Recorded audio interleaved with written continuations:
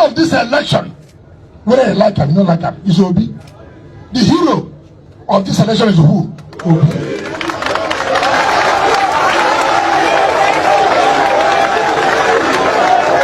Listen, I'm not saying, hold on. I'm not saying it to make you happy. Listen, are you hear me? I'm not saying it to make you happy. I'm saying the truth and nothing but the truth. He may not have been pronounced as the winner, no problem. The law will take its course. My people, this one is shaking the whole political space right now. FCT Minister Nyesom Wike has allegedly said that Peter Obi actually won the 2023 presidential election. Yes, you heard that right. A man who is part of the system, someone sitting right inside the corridors of power, has come out to say that the person many believed was cheated in 2023, Peter Obi, was, in his view, the real winner. Now that's not a small talk. That's a political earthquake. Before we even go deeper, please make sure you like this video right now, because this gist you're about to hear is deep. And if you're new here, hit the subscribe button and turn on the notification bell so you don't miss any of our real-time political updates. Alright, let's talk about what really happened and why this statement from Wike is getting everybody talking.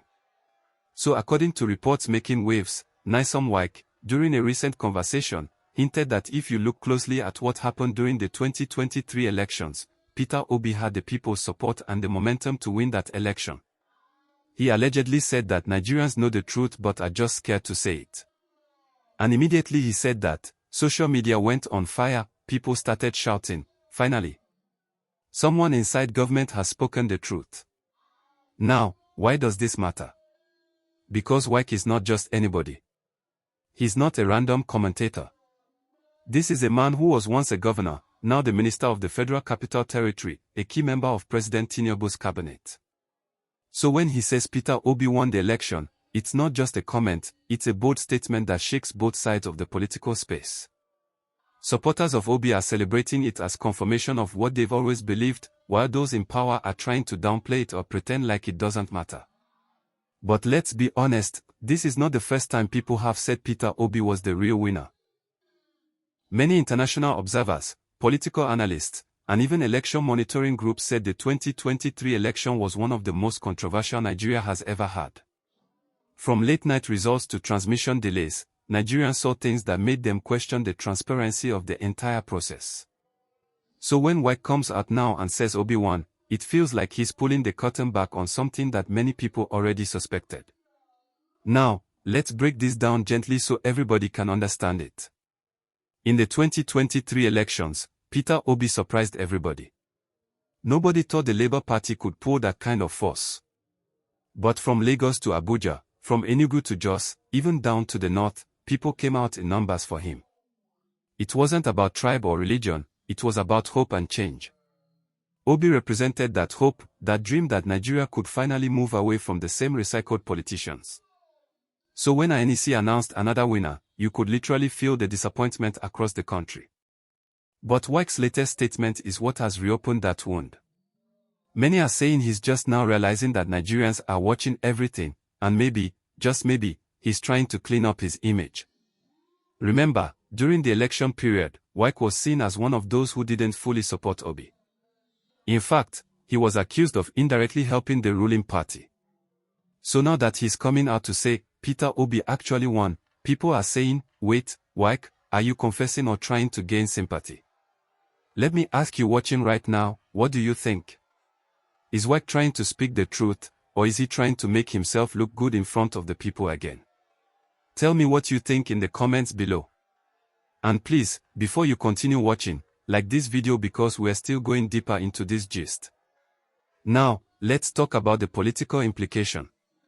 When someone like Wike makes such a statement, it's not just talk. It has ripple effects. You see, Peter Obi's supporters, known as the Obidient movement, have been very strong online and offline. They believe their mandate was stolen, and now, hearing someone from the government confirm it gives them a new sense of strength. It fuels their hope and keeps their movement alive. But on the other hand, it puts the current administration in a tricky position. Because how do you respond to that without sounding defensive? You can't attack Wike too hard because he's part of your team, and you can't agree with him either because that would mean admitting the system failed. So it's a real political drama, one that exposes the cracks in the house. Also, let's not forget that 2027 is coming. And in Nigerian politics, 4 years is not as long as it seems. So, many people are saying that maybe Wike is already positioning himself. Maybe he's trying to align with the people again, because one thing Wike understands is that power belongs to the people. No matter how strong you are politically, when the people turn against you, it's over. So could this be his way of reconnecting? That's the big question. Now let's be real, Peter Obi himself has not reacted directly to this comment yet, but you can tell that it must have gotten his attention. For someone who has been accused of being a social media politician, this kind of validation from a city minister is huge. It means even those in government circles acknowledge his strength. And that brings us to this, the rise of people's power in Nigeria. What happened in 2023 wasn't just about Peter Obi. It was about a shift. For the first time, millions of Nigerians believed their voices could truly count. And that spirit hasn't died. So if Wike's statement does anything, it only strengthens that movement. It reminds the people that they are not crazy, that they were right to believe in something different. But here's the question, what happens next? Will this spark a new wave of political alliances? Will it cause friction within the ruling party? Or is it just one of those things politicians say when they want to stay relevant?